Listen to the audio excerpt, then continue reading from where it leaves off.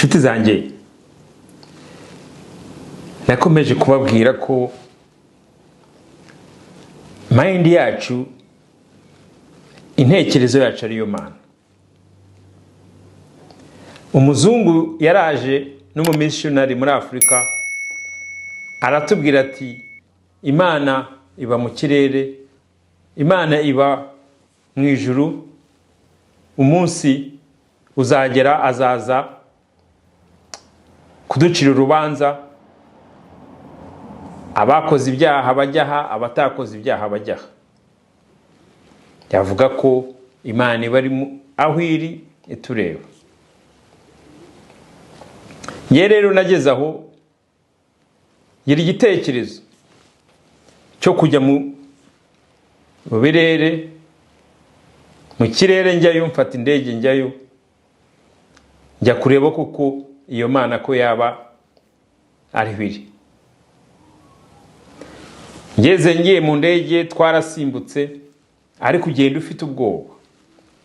Ariko ubwoba umaze gusimuka mu ndege, usohotse, rwose nsanga ari umunezero ushimishije, ari ikintu cyiza kugenda hejuru muri uwo mwuka.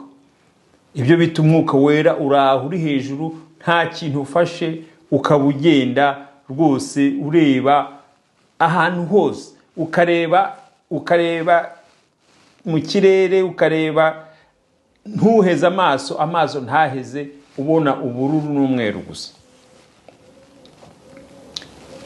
Icyo nabonye nta kindi ni ukubona ubururu n'umweru mu ahantu rwose, imbuga rwose ifunguye, ari experience, umwuka uguhitaho, uzamuka, tuzamuka, tumanuka, ari ikintu cyiza nabonye. Nta Mana nigeze mbonaho, nta kintu nigeze ikindi mbona. Ikintu nabonye ni umwuka wera. Muri icyo kintu cyose, aho abazungu batubwiye, bahageze igihe kirekire. Nta Mana nigeze mbona, nta n'ikintu nigeze mbona mvuga nti cy'umuntu gihari kihaba. Ariko kubona uwo mwuka, kubona icyo kirere uko gisa, kubona aho hantu hose ureba ukageza aho amaso atareba, numva ko kuko niba ari n'Imana, Imana iba muri uwo mwuka. Niko kwibaza rero, Imana yacu iba hehe? Imana batubwiye ibaho ngaho iba hehe? Niyo mpamvu manuka rwose muri uwo mwuka wera, ndamanuka, nongeye kureba hejuru, sanga uko nabonye hasa, ari ibicu kubibona, ari no hejuru kuhabona, byose bikisa ari ubururu n'umweru. Ukareba iruhande rwawe, wa mwuka wose uraho nkuko uwo mwuka wari hejuru. Uwo mwuka niwe waba Imana, Imana ikaba iri muri twebwe. Kugira ingufu zo kujyayo ni ukujyayo ujyanye n'Imana, kuko Imana iba iri muri wowe. Aba bazungu babikoze bajyayo kera, bareba bajyayo kera, barabimenya. Ariko twe ntitwabyumva kugira ngo tubirebe. Nicyo cyanjyanyeyo kugira ngo ndebe koko iyo myumvire.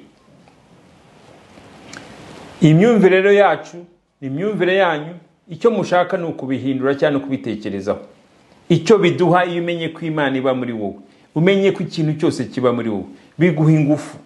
Biguha ingufu zawe za buri munsi, biguha kumva koko ubuzima bwawe ari wowe bushingiye kuri wowe.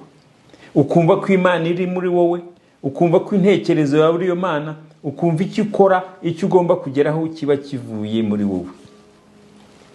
Icyo umuzungu yabikoreye agira ngo adutandukanye no kumeza inyungufu ziri muri wowe z'ukuri Imana, abishyira mu madini. Amadini nayo aratuzana, abidushyiramo, aduteza ubwoba. Inshuti zanjye, ibi ni imyumvire yawe ugomba kumva, si ngombwa kunayumva, ni ubushake bwawe, ni uburenganzira bwawe. Ariko irindi ryo pfundo niko kwiga. Abo nabyizeho bagize experience. Ubu nanjye nicyo cyari gifite kuzana kugira ngo mbabwire, kugira ngo mbaganirize. Ariko ingufu zose ziba muri wowe. Imana ni Imana iba muri twebwe, Imana y'urukundo, Imana idukunda kugira ngo tutwigishe. Yesu yaje kutwigisha, kutubwira ko twe turi Imana, kugira ngo twige gukundana hagati yacu.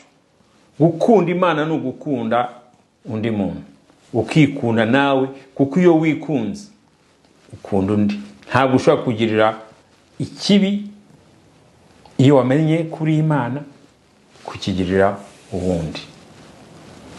Ni ibintu mugomba kwiga, ni ibintu tugomba kumenya. Iyi niyo ntego yanjye nihaye yo kuvugana n'Imana se, yo kuganira namwe. Murakoze, tuzakomeza tugenda tuganira.